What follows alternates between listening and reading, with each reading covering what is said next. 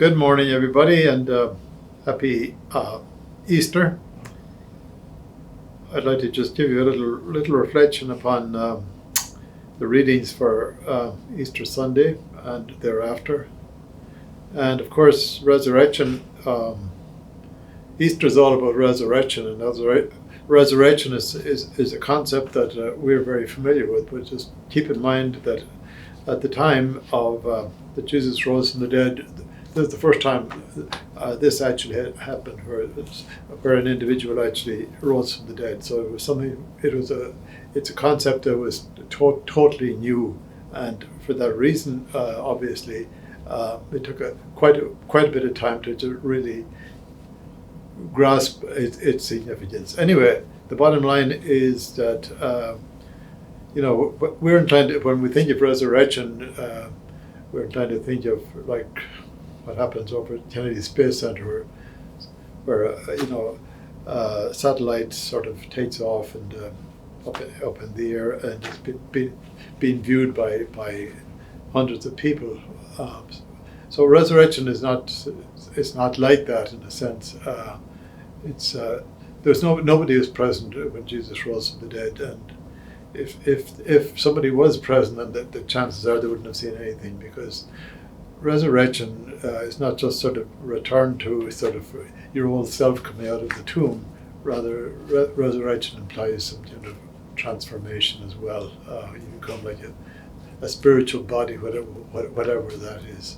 Anyhow, so there are no eyewitnesses of the resurrection. And what we have in the Gospels is we have two different kinds of stories at the ends of the Gospels. We have what we call empty tomb stories, number one, and number two, we have appearance stories. And I think without the appearance stories, I'm not too sure that the empty tomb stories would, in and of themselves, would really get you the full message. Anyway, this Sunday we're reading from the Gospels and John. What you find in the four Gospels, that the stories with regard to empty tomb stories and appearance stories, they vary quite a bit from one Gospel to the other. Obviously, it was a confusing time for early Christians. So all the stories don't agree with each other all the way. So let me give you the story from John's Gospel, which you're going to hear on Sunday. It's very brief, and it goes like this. On the first day of the week, Mary of Magdala came to the tomb early in the morning, while it was still dark, and saw the stone removed from the tomb. So she ran and went to Simon Peter and the other disciple whom Jesus loved, and told them, "They have taken the Lord from the tomb. We don't know where they've put him." So Peter and the other disciple went out and came to the tomb. They both ran, but the other disciple ran faster than Peter and arrived at the tomb first. He bent down and saw the burial cloth there, but did not go in. When Simon Peter arrived after him, he went into the tomb and saw the burial cloth there, and the cloth that had covered his head, not with the burial cloths, but rolled up in a separate place. Then the other disciple also went in, the one who had arrived at the tomb first, and he saw and believed, for they did not yet understand the scripture that he had to rise from the dead. Now, as you may recall, at the time of the death of Jesus, pretty much the 12 disciples disappeared, or the 11, because Judas was already gone, but the others, including, of course, Peter, that they all sort of ran away.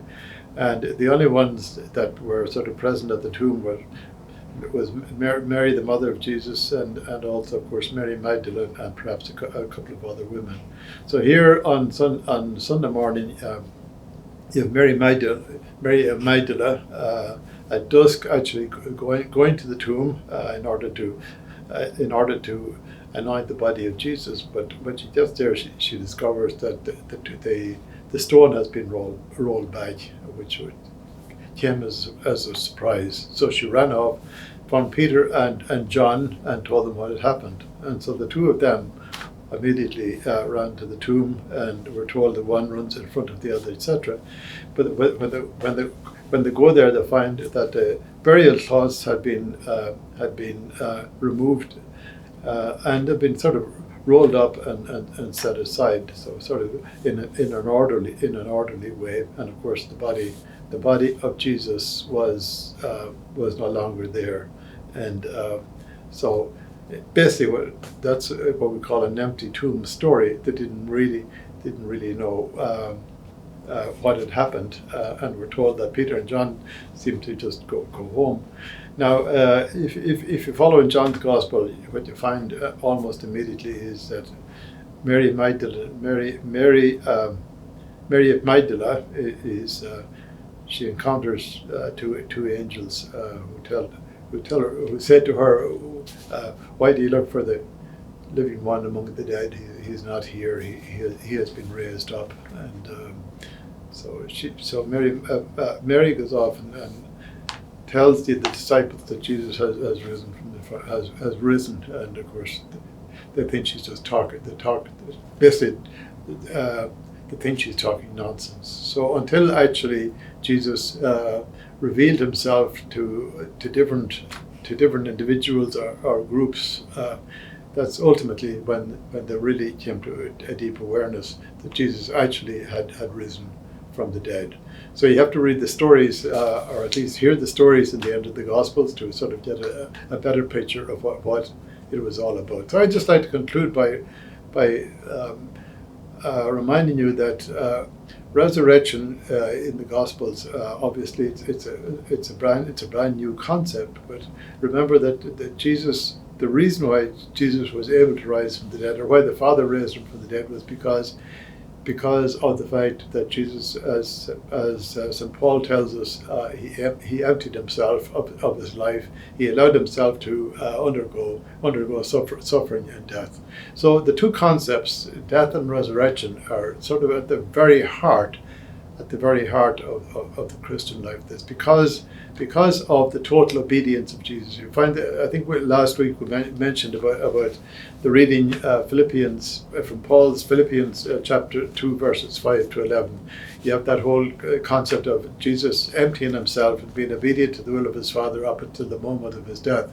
And it's because of that total obedience that the Father raised him up to a newness of life. So death and resurrection, sort of there at the very heart of the Christian life. This is what Jesus did on our behalf. We often refer to it as the paschal mystery. And the bottom line, of course, as far as humanity is concerned, as far as Christians are concerned, what Jesus accomplished in his life, we are invited to accomplish in our lives. So, in other words, if we hope to rise with Jesus to a newness of life in resurrection, we must first undergo some kind of emptying, if you will. We sort of need to die to ourselves, or die with Christ, so that He can raise us up to a newness of life. So just in conclusion, I think the message really is death and resurrection are integral to what the Christian life is all about, and we need to really integrate that into our own individual lives. Thank you.